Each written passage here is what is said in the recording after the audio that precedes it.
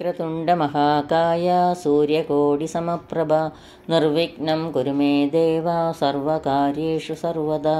സരസ്വതീ നമസ്തുഭ്യം വരദേ കാമരൂപിണി വിദ്യാരംഭം കരിഷ്യാമി സിദ്ധിർഭവതു may സദാ. സദാശിവസമാരംഭം ശങ്കരാചാര്യമധ്യമാം അസ്മദാചാര്യപര്യന്താം വന്ദേ ഗുരുപരമ്പരാം. ആയുർദേഹി ധനം ദേഹി വിദ്യാം ദേഹി മഹേശ്വരി സമസ്തമഖിലാം ദേഹി may Parameshwari. സർവമംഗളമാംഗല്യേ ശിവേ സർവാർത്ഥസാധികേ ശരണ്യേ ത്രംബകേ Gauri Narayani നമോസ്തുതേ. എല്ലാവർക്കും നമസ്കാരം. ശ്രീ ശങ്കരാചാര്യർ വിരചിത സൗന്ദര്യലഹരി സ്തോത്രം, അതാണ് ഇന്നു മുതൽ ഇവിടെ സ്മരിക്കുന്നത്. ദേവിയുടെ വിശിഷ്ടമായ ഈ മഹത് ഗ്രന്ഥം ഭക്തിയോടും ശ്രദ്ധയോടും എളിമയോടും കൈകാര്യം ചെയ്യേണ്ടതാണ് എന്ന് അറിയുന്നത് കൊണ്ട് തന്നെ ആദ്യം ധൈര്യമുണ്ടായിരുന്നില്ല ഇങ്ങനെയൊരു സംരംഭത്തിന്. പക്ഷേ ഞങ്ങൾ ഗ്രൂപ്പിൽ സൗന്ദര്യലഹരി വായിച്ചിടാറുണ്ട്. അതിൻ്റെ അർത്ഥം അറിയില്ലായിരുന്നു. അർത്ഥമറിഞ്ഞ് വായിക്കാനുള്ള ആഗ്രഹത്തോടെ ഞാൻ സൗന്ദര്യലഹരി അർത്ഥത്തോടെയുള്ള ബുക്ക് വാങ്ങി. ആ പരാശക്തിയുടെ, ആ ജഗദംബികയുടെ അനുഗ്രഹത്തോടെ, അനുവാദത്തോടെ അർത്ഥമറിഞ്ഞ് വായിക്കാൻ ആഗ്രഹമുള്ളവർക്ക് വേണ്ടി ഇവിടെ ഈ സൗന്ദര്യലഹരി സ്തോത്രം 5 സ്തോത്രം വീതം ദിവസവും പോസ്റ്റ് ചെയ്യുന്നതാണ്. ശ്രീ ആദി ശങ്കരാചാര്യരുടെ രചനയാണ് സൗന്ദര്യലഹരി. 100 ശ്ലോകങ്ങളുള്ള ഈ കൃതിയിൽ പാർവതീദേവിയുടെ സൗന്ദര്യത്തെയും മഹിമയെയും ശക്തിയെയും വർണ്ണിക്കുന്നു. ഇത് ശിഖരിണി എന്ന വൃത്തത്തിൽ രചിച്ചിട്ടുള്ളതാണ്. ഈ കൃതി 2 ഭാഗങ്ങളായി തിരിച്ചിരിക്കുന്നു. ആനന്ദലഹരി ആദ്യത്തെ 41 ശ്ലോകങ്ങൾ ഉൾക്കൊള്ളുന്ന ഭാഗം, സൗന്ദര്യലഹരി ശേഷിക്കുന്ന 59 ശ്ലോകങ്ങൾ ഉൾക്കൊള്ളുന്ന ഭാഗം. സൗന്ദര്യലഹരി വെറും ഒരു സ്തോത്രമല്ല, മറിച്ച് താന്ത്രികവും ആത്മീയവുമായ പല തത്വങ്ങളും ഇതിലടങ്ങിയിരിക്കുന്നു. കുണ്ടലിനി ശക്തി, ശ്രീചക്രം, മന്ത്രങ്ങൾ, യാഗങ്ങൾ എന്നിവയെക്കുറിച്ചുള്ള സൂചനകളും ഇതിലുണ്ട്. ശിവനും ശക്തിയും തമ്മിലുള്ള അവിഭാജ്യമായ ബന്ധത്തെക്കുറിച്ച് സ്തോത്രം ഊന്നി പറയുന്നു. എല്ലാ സൃഷ്ടികൾക്കും ജീവൻ നൽകുന്നത് ശക്തിയാണെന്നും ശക്തിയില്ലാതെ ശിവന് പോലും ചലിക്കാനാവില്ലെന്നും ഇവിടെ പറയുന്നു. ആദിശങ്കരാചാര്യരുടെ മറ്റു വേദാന്ത കൃതികളേക്കാൾ കൂടുതൽ ജനപ്രിയവും പ്രചാരത്തിലുള്ളതുമാണ് ഈ സൗന്ദര്യലഹരി എന്ന സ്തോത്രം എന്ന് പറയുന്നു. ശങ്കരാചാര്യരുടെ ഈ സൗന്ദര്യലഹരി സ്തോത്രത്തിൻ്റെ ആവിർഭാവത്തെക്കുറിച്ച് ഒരു ഐതിഹ്യ കഥയുണ്ട്. അതിങ്ങനെയാണ്. ശ്രീ ആദിശങ്കരാചാര്യർ ശിവാനന്ദലഹരി രചിച്ചു. ശിവനല്ലാതെ മറ്റ് ദൈവങ്ങൾ ആരും തന്നെയില്ല എന്ന് സ്ഥാപിക്കുകയും ചെയ്തു. ഒരിക്കൽ ആചാര്യസ്വാമികൾ മൂകാംബികയിലെത്തി. ഒരു സന്ധ്യയ്ക്ക് സന്ധ്യാവന്ദനത്തിന് ശേഷം ധ്യാനനിരതനായിരിക്കെ പെട്ടെന്ന് അദ്ദേഹത്തിന് എന്തെന്നില്ലാത്തൊരു തളർച്ചയും ക്ഷീണവും അനുഭവപ്പെട്ടു. കുറച്ച് കാച്ചിയ പാൽ കിട്ടിയാൽ കൊള്ളാമെന്ന് അദ്ദേഹം ആഗ്രഹിച്ചു. അപ്പോൾ അതാ അത്ഭുതം! ഒരു വെള്ളിക്കിണ്ണത്തിൽ നല്ല ശുദ്ധമായ പാൽ. സന്തുഷ്ടനായ ആചാര്യൻ വേഗം പാലെടുത്ത് പാനം ചെയ്യാനായി കൈ പൊക്കാൻ ശ്രമിച്ചു. എന്നാൽ കൈ അനങ്ങുന്നില്ല. പലവരും ശ്രമിച്ചു, എന്നാൽ സാധിക്കുന്നില്ല. ക്ഷീണം നിമിത്തം ദുഃഖിതനായ ശങ്കരാചാര്യർ ഉറക്കെ വിലപിച്ചു അത്രേ, എനിക്ക് ശക്തിയില്ല എന്ന്. അത് കേട്ട് ദേവി ശ്രീ ശങ്കരാചാര്യരുടെ മുമ്പിൽ പ്രത്യക്ഷപ്പെട്ട് ചോദിച്ചു അത്രേ, അങ്ങ് എന്തായി പറയുന്നത്? ശക്തിയില്ലെന്നോ? ശിവനല്ലാതെ വേറൊരു ദേവനില്ലെന്ന് സ്ഥാപിച്ച അങ്ങ് ശിവനില്ല എന്നല്ലേ പറയേണ്ടത്? അത് പറയാതെ ശക്തിയില്ല എന്ന് പറഞ്ഞാൽ എങ്ങനെയാണ്? ശക്തി എന്ന ഒന്നുണ്ട്, അത് ഇപ്പോൾ അങ്ങേക്കില്ല എന്നാണല്ലോ അർത്ഥം. ദേവി ഇപ്രകാരം അരുളി ചെയ്തത് കേട്ട് ശ്രീ ശങ്കരാചാര്യ സ്വാമികളുടെ ഉള്ളിൽ യഥാർത്ഥ ബോധം ഒന്നുകൂടി തെളിച്ചത്തോടെ ഉണർന്നു വന്നു. അദ്ദേഹം സുസ്മേരവദനായി ദേവിയോട് അരുളി ചെയ്തു, അമ്മേ, അടിയന് ശക്തിയില്ല എന്ന് പറയാൻ പോലും ശക്തിയില്ലല്ലോ എന്ന്.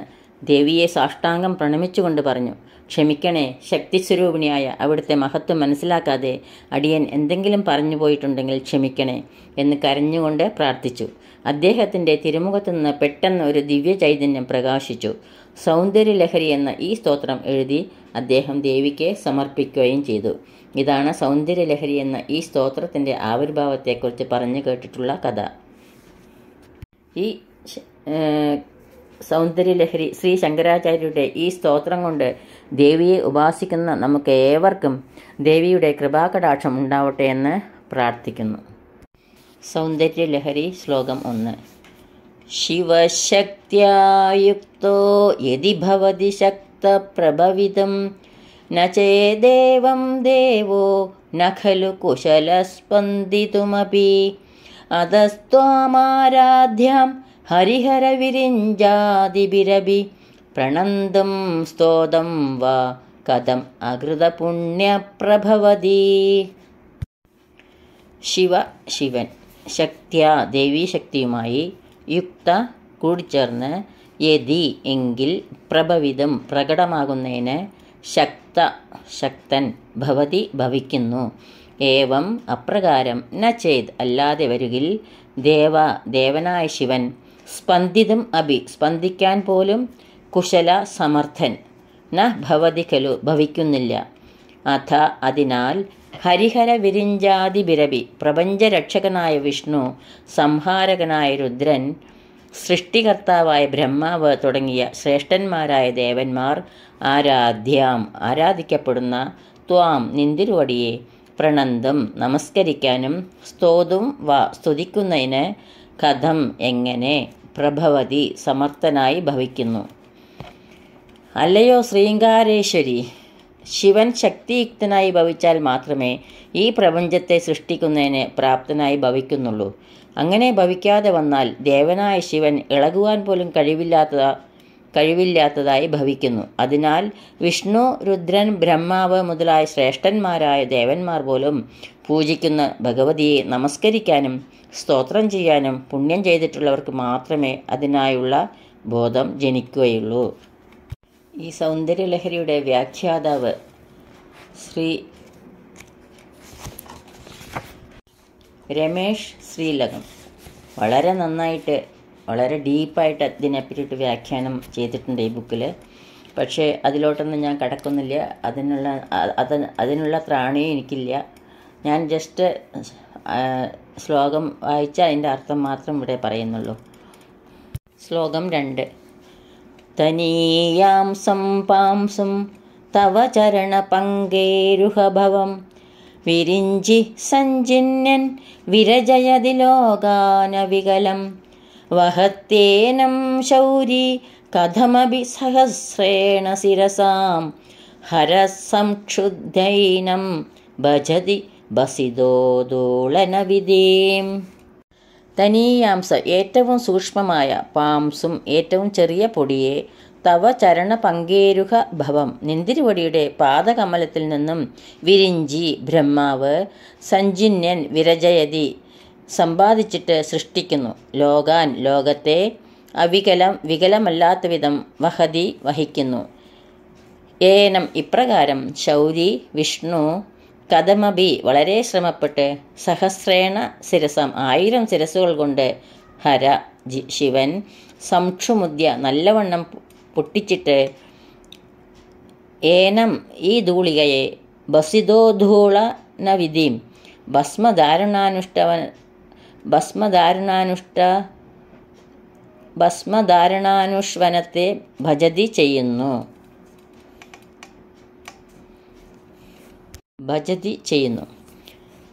അല്ലയോ സർവഗുണപ്രദായിനി, ബ്രഹ്മദേവൻ നിന്തിരുവടിയുടെ ചരണാരവിന്ദത്തിലുള്ള ചെറുതിലും ചെറുതായ പൊടികണത്തെ സമ്പാദിച്ചിട്ട് ഈ മഹാപ്രപഞ്ചത്തെ വികലതയില്ലാതെ സൃഷ്ടിക്കുന്നു. മഹാവിഷ്ണു തൻ്റെ 1000 ശിരസ്സുകളാൽ വളരെ കഷ്ടപ്പെട്ട് മഹാപ്രപഞ്ചത്തെ വഹിക്കുന്നു. രുദ്രൻ മഹാപ്രപഞ്ചത്തെ പൊടിച്ച് ഭസ്മമാക്കി തൻ്റെ ശരീരത്തിൽ ഭസ്മധാരണവിധി അനുഷ്ഠിക്കുന്നു. ശ്ലോകം 3. അവിദ്യാനാമന്ദ സ്ഥിമിരമിഹിരദ്ദീപനഗരി ജഡാനാം ചൈതന്യ സ്തബകമകരന്ദശ്രുതിജരി ദരിദ്രാണാം ചിന്താമണി ഗുണനിക ജന്മജലധൗ നിമഗ്നാനാം ത്രംഷ്ട്രാ മുരരിഭുവരാഹസ്യ ഭവതി. അവിദ്യാനാം അജ്ഞാനികൾക്ക് അന്തസ്തിമിരമിഹിരദ്വീപനഗരി ഉള്ളിലുള്ള അന്ധകാരത്തെ നശിപ്പിക്കുന്ന സമുദ്രമധ്യത്തിലുള്ള സൂര്യോദയം പോലെ, ജഡാനാം ബുദ്ധിഹീനർക്ക് ചൈതന്യസ്തബക ബുദ്ധി വികാസമാകുന്ന കൽപ്പക വൃക്ഷ പൂങ്കുലയിൽ മകരന്ദസൃജരീം പൂന്തേനിൻ്റെ പ്രവാഹം. ദരിദ്രാണാം ദരിദ്രന്മാർക്ക് ചിന്താമണി ഗുണനിക ചിന്താമണി സമൂഹമായിട്ടും ജന്മജലദൗ ജനന മരണരൂപമായ സംസാര സമുദ്രത്തിൽ നിമഗ്നാനാം മുങ്ങിക്കിടക്കുന്നവർക്ക് മുരരിപു വരാഹസ്യ വരാഹമൂർത്തിയായ മഹാവിഷ്ണുവിൻ്റെ ദംഷ്ട്ര ഉയർത്താൻ കഴിവുള്ള തേറ്റയായിട്ട് ഭവതി ഭവിക്കുന്നു. അല്ലയോ മഹാപ്രപഞ്ചകാരിണി, നിന്തിരുവടിയുടെ ഈ പാതാരവിന്ദരേണു അജ്ഞാനികൾക്ക് ഉള്ളിലുള്ള മോഹാന്ധകാരത്തെ ദൂരീകരിക്കുന്ന സഹസ്രകിരണ സൂര്യൻ്റെ ഉഭയസ്ഥാനമായ സമുദ്രമധ്യത്തിലുള്ള നഗരിയാകുന്നു. മന്ദബുദ്ധികൾക്ക് ദൃശ്യവും അദൃശ്യവുമായ വസ്തു വിവേകമാകുന്ന പൂങ്കുലയിൽ നിന്നൊഴുകുന്ന തേനിൻ്റെ പ്രവാഹമാകുന്നു. നിർധനന്മാർക്ക് ആഗ്രഹിച്ചതൊക്കെ കൊടുക്കുന്ന ചിന്താരത്ന സമൂഹമാകുന്നു.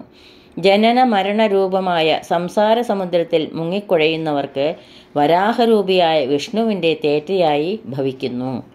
ശ്ലോകം 4.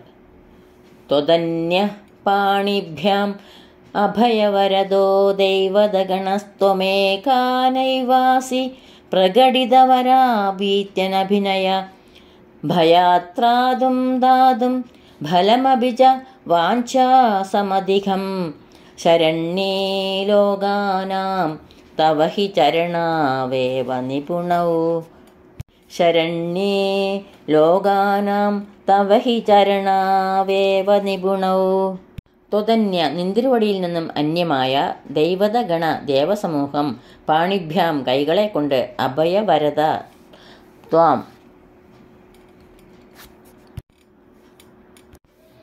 ത്വതന്യ നിന്തിരുവടിയിൽ നിന്നും അന്യമായ ദൈവതഗണ ദേവസമൂഹം പാണിഭ്യാം കൈകളെ കൊണ്ട് ഏക ഒരാൾ മാത്രം പ്രകടിതവരാഭീത്യനം അഭിനയ പ്രകടമാക്കപ്പെട്ട അഭയവും വരദവും മുദ്രയോടുകൂടിയ ഭയാത്രാതും ഭയത്തിൽ നിന്നും രക്ഷിക്കുന്ന ദാതും കൊടുക്കുന്നതിനും ഫലമഭിച്ച വാഞ്ചാസമധികം ആഗ്രഹിക്കുന്നതിനെ ഫലം കൊടുക്കുന്ന തവ നിന്തിരുവടിയുടെ ചരണൗ രണ്ടു പാദങ്ങൾ ഏവ ഇപ്രകാരം നിപുണൗ ഹി സമർത്ഥങ്ങളായി ഭവിക്കുന്നു.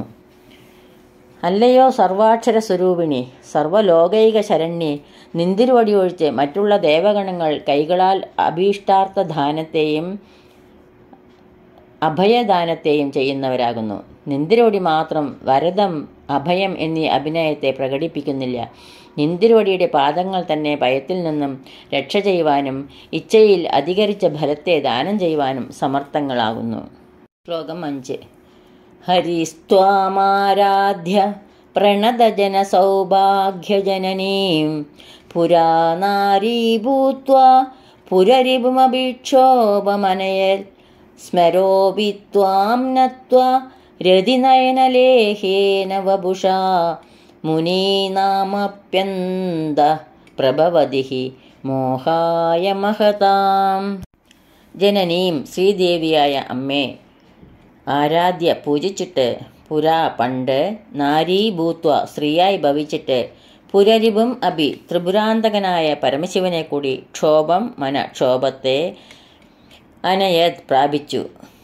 സ്മര അഭി കാമദേവനും ത്വാം നിന്തിരുവടിയെ നത്വാ നമസ്കരിച്ചിട്ട് രതിനയനലേഹ്യേന രതീദേവിയുടെ കണ്ണുകൾക്ക് മാത്രം ആസ്വദിക്കാൻ കഴിയുന്ന സൗഭാഗ്യത്തോടുകൂടിയ വപുഷ ശരീരം കൊണ്ട് മഹതാം ധീരന്മാരായ മുനീനാം അഭി മഹർഷിമാർക്കും കൂടി അന്ത മനസ്സിൽ മോഹായ വികാരമുണ്ടാക്കുവാനായി പ്രഭവതി സമർത്ഥനായി ഭവിക്കുന്നു.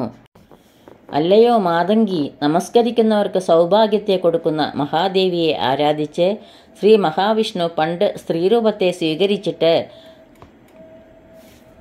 പരമശിവനും കൂടി മനക്ഷോഭത്തെ ഉണ്ടാക്കി. കാമദേവനും നിന്തിരുവടിയെ നമസ്കരിച്ചിട്ട് രതീദേവിയുടെ കണ്ണുകൾക്ക് ആസ്വാദ്യമായ സുഭഗ ശരീരത്തോടുകൂടി ജിതേന്ദ്രിയന്മാരായ മഹർഷികളുടെ അന്ധക്കരണങ്ങളിൽ പോലും വികാരത്തെ ജനിപ്പിക്കുവാൻ സമർത്ഥമായി ഭവിക്കുന്നു.